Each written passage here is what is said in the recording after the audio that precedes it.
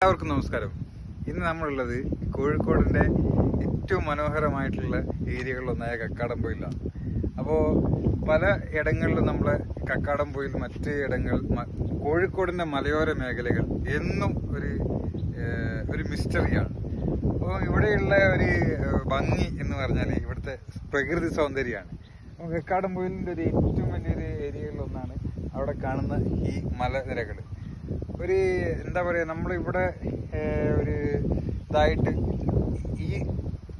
ഈ ഏരിയനെ തന്നെ ഇവിടെ നമ്മൾ നിലനിർത്തുന്നത് ഇങ്ങനെയുള്ള ഈ മലമടക്കുകളാണ്.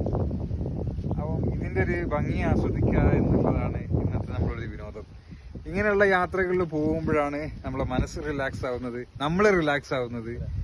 പിന്നെ എന്താ പറയാ, to the nature, everything to the nature.